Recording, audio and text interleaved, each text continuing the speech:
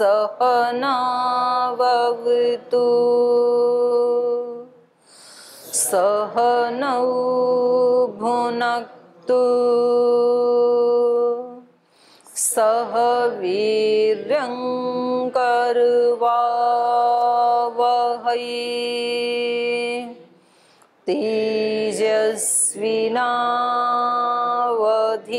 तेजस्विनावधीतमस्तु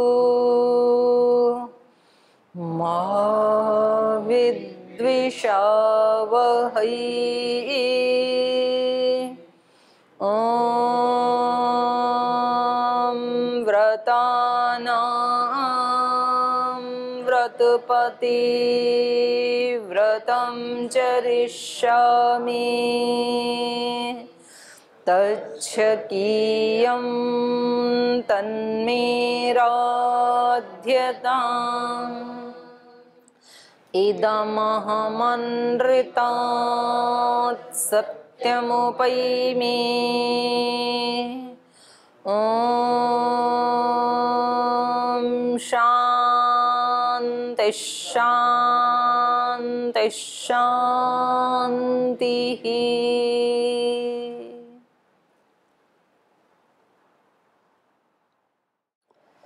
तो पिछली कक्षा में हमने ये पढ़ा था, महाराजा जनक के बुलाने पर महाराजा दशरथ, महर्षि वशिष्ठ, वामदेव, जाबाली, कश्यप, मार्कंडे इत्यादि इत्यादि जो इनके मंत्रिमंडल में ऋषिगण थे, वो सब और कुछ विशेष प्रजाजन ये महाराजा जनक के बुलाने पर मिथिला पहुंच गए हैं। और वहाँ महाराजा जनक ने इनका बहुत ही धूमधाम से इनका स्वागत किया और इनका धन्यवाद भी किया कि भगवान की कृपा से ही ऐसे संबंध ही मिलते हैं, तो कितना बड़ा अहोभाग्य है। महर्षि वशिष्ठ सहित, महर्षि वशिष्ठ जो त्रिकाल दृष्टा ऐसे ब्रह्मवेता हैं, उनका मेरी नगरी में आना और उनके साथ ऐसे एक महान योद्धा महाराजा दशरथ का आना और फिर उनके साथ विश्वामित्र जी का और साक्षात विष्णु के अवतार भगवान श्री राम का यहाँ आना, तो ये कहते हैं सब भगवान की कृपा से हुआ है।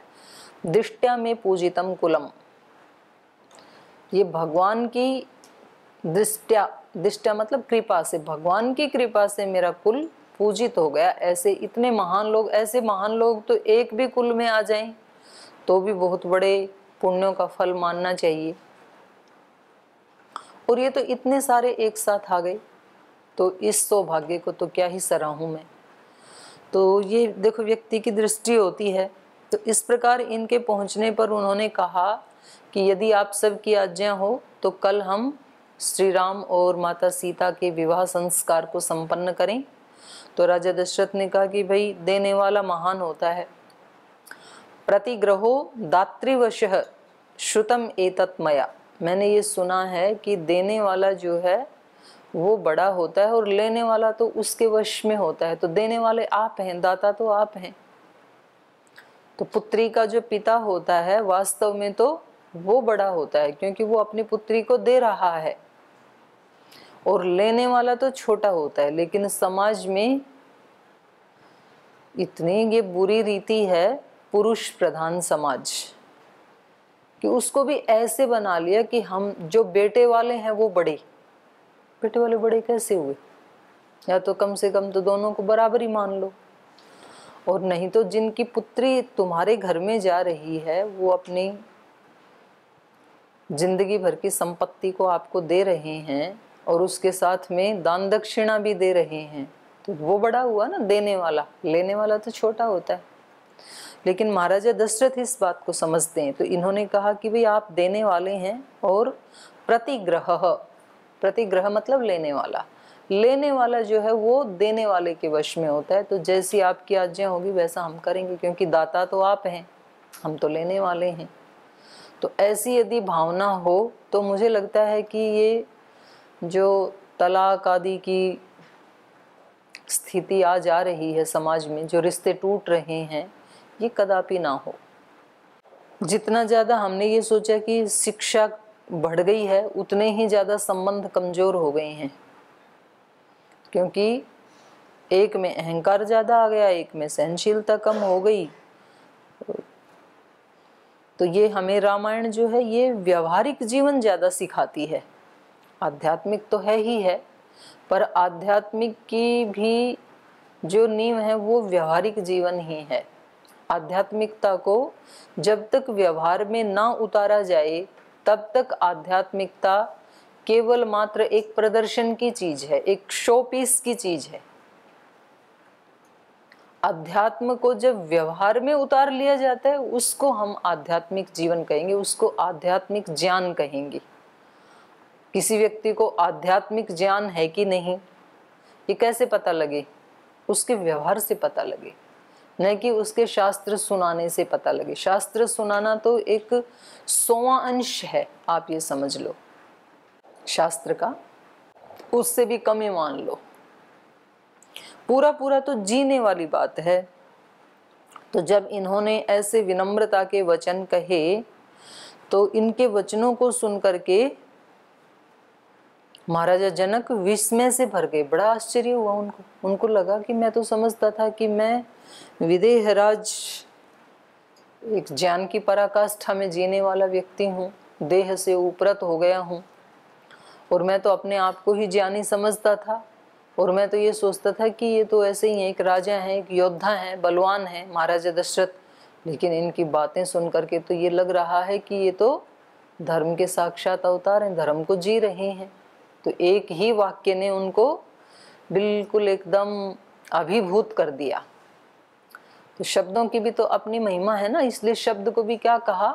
ब्रह्म कहा।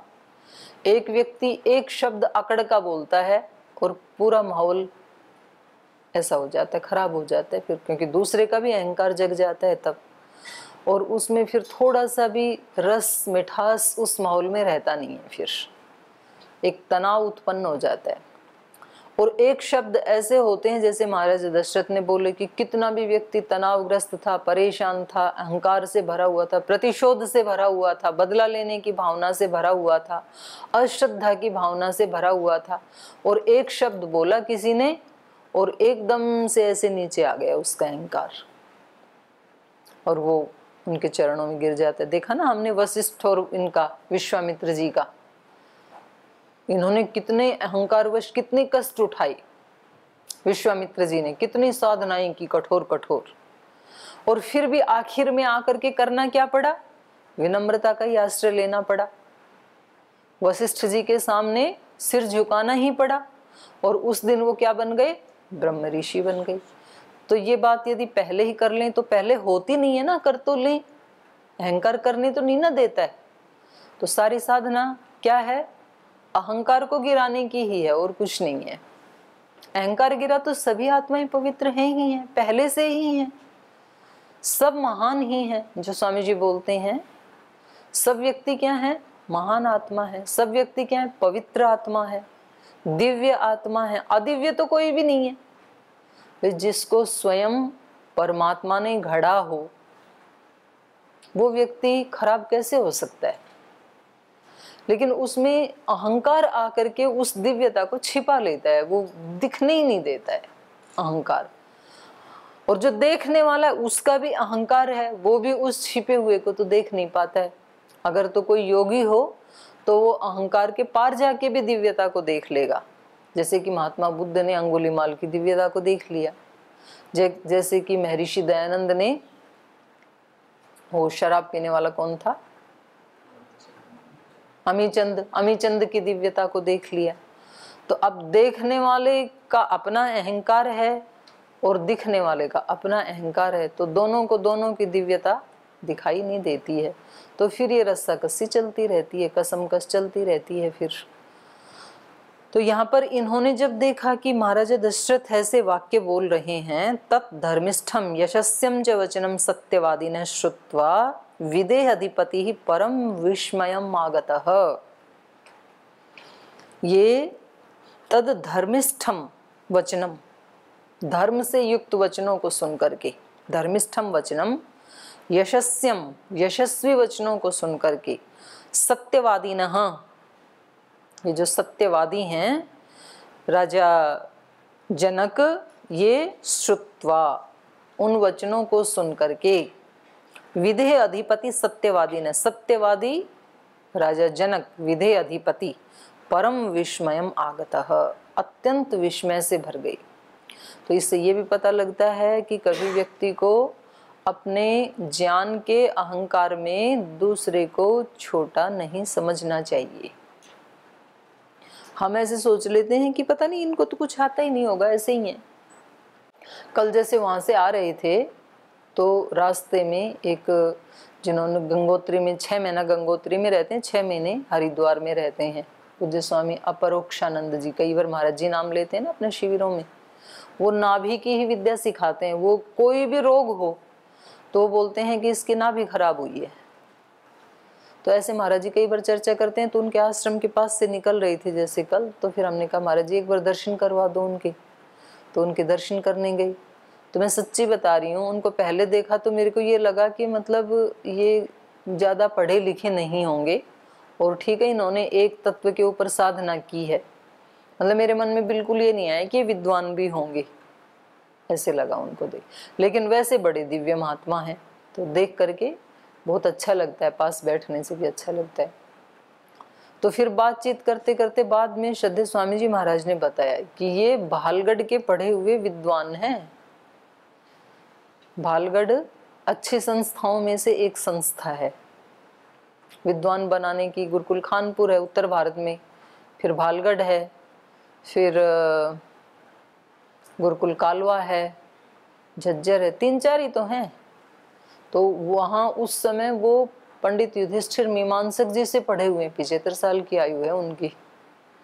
और अगर वो हमें अकेले में कहीं गंगोत्री में या कहीं और स्थान में यदि मिलते तो हम यूँ समझते कि ये मतलब इतने विद्वान साधु नहीं है। तो ये बहुत भूल होती है। कई बार व्यक्ति किसी के साधारण कपड़ों को समझ देख करके उसको लगता है ये कहाँ से आ गई, फटीचर से।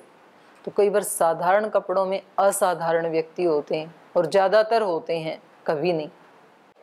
तो ऐसे इनको भी शायद जनक जी को भी ये विश्वास नहीं था कि महाराजा दशरथ इतने ज़्यादा धर्मिष्ठ भी हो सकते हैं, धर्म से युक्त भी हो सकते हैं। केवल योद्धा समझा था।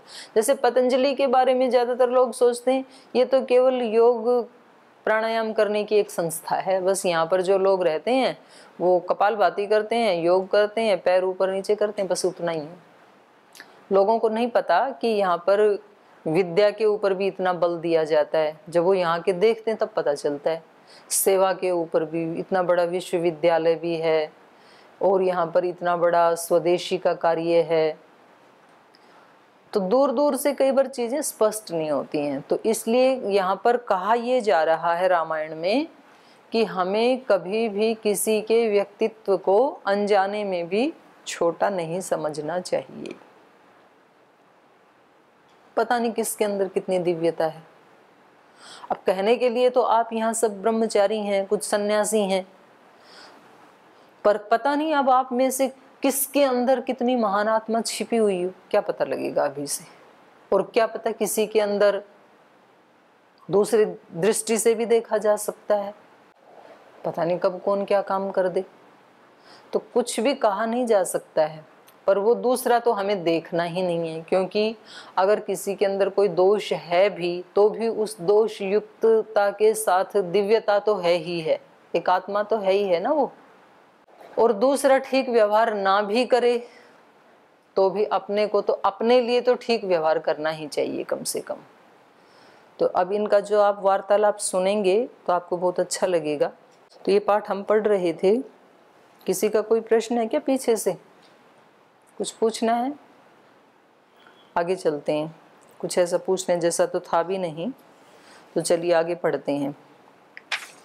तद्धर्मिष्ठं यशस्यं च वचनं सत्यवादिनः श्रुत्वा विदेहाधिपतिः परं विस्मयमागतः ततः सर्वे मुनिगणाः परस्पर समागमे हर्षेण महता युक्तास्ताम्रात्रिमवसन् सुखम् अथ रामो महातेजा लक्ष्मणेन समं ययौ विश्वामित्रं पुरस्कृत्य पितुः पादावुपस्पृशन्।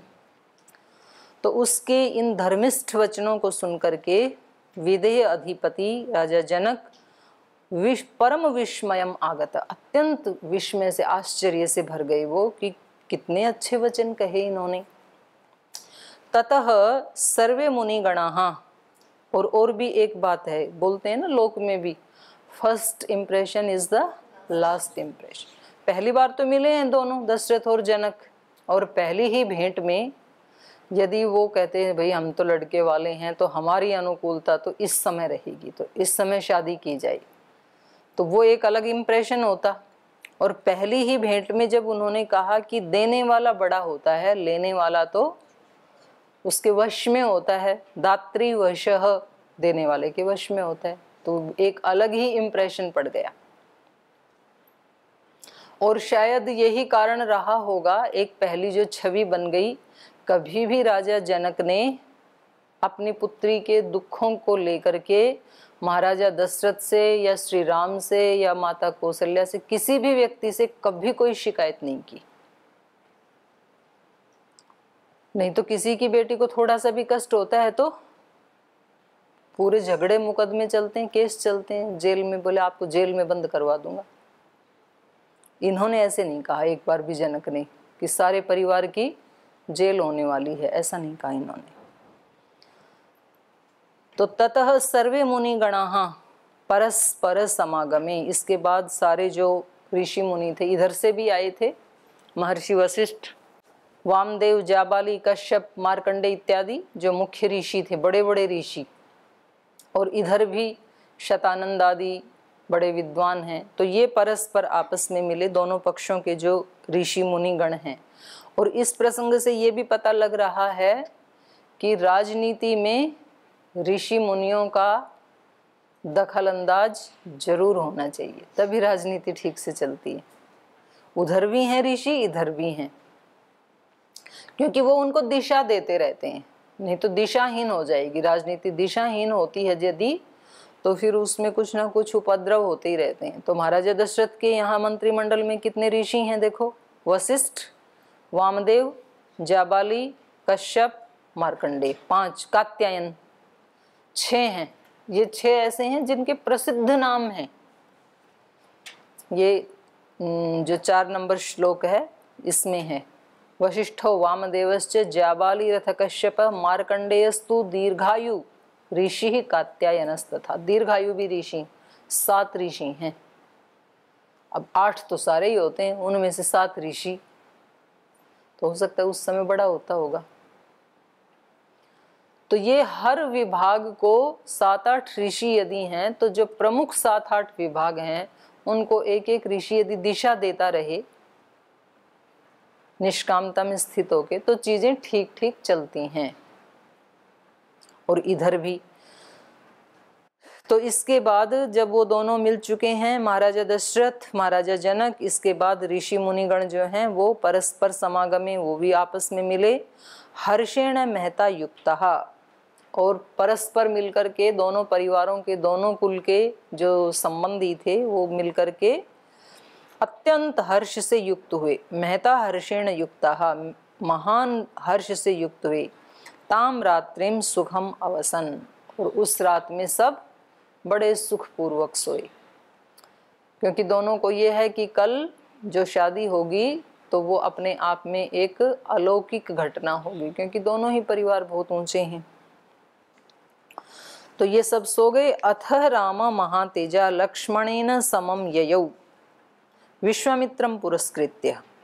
अथ राम, इसके बाद श्री राम विश्वामित्रम पुरस्कृत्य, विश्वामित्र जी को आगे करके, उनकी आज्ञा लेकर के, लक्ष्मणेन महातेजा, महातेजस्वी लक्ष्मण के साथ, समम ययौ पितुः पादौ उपस्पृशन, अपने पिता के पैर स्पर्श करने के लिए, चरण स्पर्श करने के लिए ययौ गए, दोनों भाई गए। गुरुजी को साथ लेके गुरुजी की आज्ञा से दोनों भाई इसके बाद अपने पिता से मिलने गई। तो ये भी एक मर्यादा है भाई, जब बड़े मिल रहे हैं तब तक इन्होंने इंतजार किया, बीच में जाके घुसे नहीं कि जाके लिपट जाएं, इतने दिन से पापा जी पास थे नहीं तो अब इतने दिन के बाद मिले हैं तो जाके लिपट जाएं उनसे, ऐसे नहीं किया, ये इंतजार करते हैं। तो यथा समय में काम किया जाता है धैर्य से, वो अच्छा होता है। और नहीं तो खाने में भी यदि लाइन ना लगाए ना तो वो ऐसी भीड़ मचाते हैं। तो कल भी वहाँ थोड़ा सा तो देखा, उसके बाद थोड़ा व्यवस्थित किया जो घूमने गए थे। किसी की सब्जी किसी के कपड़ों पे गिरेगी, किसी की पूड़ी किसी के, ऐसे थोड़े होता है। तो एक व्यवस्था तो होनी चाहिए। तो उसमें धैर्य से और व्यवस्था से जो काम किया जाता है तो अच्छा लगता है। तो इन्होंने जब ये मिल चुके हैं सब, इसके बाद भी गुरुजी को साथ लेके, क्योंकि अभी तक भी वो कहाँ हैं, गुरु की आज्ञा में। यहाँ तो हमें पता ही नहीं लगता, सन्यासी ब्रह्मचारी फेज 2 में अपने माता पिता को बुला लेते हैं और बिन पूछे ही वहाँ पूरा पूरा दिन उन्हीं के साथ। और कुछ तो ऐसे पड़ोसियों के माता पिता के साथ जाके बैठे रहते हैं। तो जी वो मेरी रूममेट है, उसके बहन बहनोई आए थे, तो उसके तो बहन बहनोई थे, तू क्या कर रही थी, चले जाते हैं। ब्रह्मचारी भी चले जाते हैं, इनके तो सगी बापू हैं, तो भी गुरुजी की आज्ञा के बिना नहीं गई। विश्वामित्रम पुरस्कृत्य, इसलिए मैं कह रही हूँ रामायण ना हमें व्यवहार ज्यादा सिखा रही है, क्योंकि सारा अध्यात्म कहाँ है, व्यवहार में ही आके संपूर्ण होता है, शब्दों में नहीं होता है। शब्दों में तो एक दिशा दी जाती है, फिर तो उसके बाद तो वो जीने के लिए है ना। तो इन्होंने विश्वामित्रम पुरस्कृत्य, विश्वामित्र जी को आगे करके, मतलब उनको साथ लेके गई और तब अपने पिता से मिलने गई। एक एक घटना से ये पता लग रहा है। अब इसमें मतलब पिता पुत्र के मिलने में गुरुजी की क्या जरूरत थी, बताओ आप, खुद जाके मिल लेते। अपने ही तो पिता हैं और अपने ही तो पुत्र हैं, लेकिन क्योंकि इस समय किसकी आज्ञा में है, गुरु की, इसलिए गुरु की आज्ञा लिए बिना मिलना अधर्म है, अनुशासनहीनता है। इनके जो पिताजी हैं उनके पुत्रों की शादी हो रही है, राजा जनक ने दूत भेजे हैं, तो उसमें मंत्रिमंडल से पूछने की क्या जरूरत है, वो तो अपने परिवार का प्राइवेट मैटर है। तो अपनी रानियों से पूछते और रिश्ता या तो तय कर देते या मना कर देते। ऐसा नहीं किया राजा दशरथ ने। जैसे ही जनकपुर से मिथिला से दूत गए तो उन्होंने सबसे पहले महर्षि वशिष्ठ से पूछा, ये रिश्ता लेके आए हैं, ऐसे ऐसे बता रहे हैं, देख लो अगर करना है तो। उसके बाद सारे ऋषियों से पूछा, जब सारे ऋषियों ने सम्मति दे दी, अनुमति दे दी, तब उन्होंने अपने परिवार को बताया। तो तब चीजें ठीक चलती। क्यों? क्योंकि वो एक राजा हैं और राजा के लिए राजधर्म प्रथम है, राजधर्म सर्वोपरि है, पारिवारिक धर्म सेकंड है। तो राजधर्म क्या कहता है, राजा कोई भी निर्णय लेगा तो मंत्रिमंडल के संज्ञान में ला करके ही लेगा, अकेला नहीं ले सकता है। तो पहले वो राजा है, बाद में पिता है। तो चलिए, राजा च राघवौ पुत्रौ निशाम्य परिहर्षितः उवास परम प्रीतो जनकेनाभिपूजितः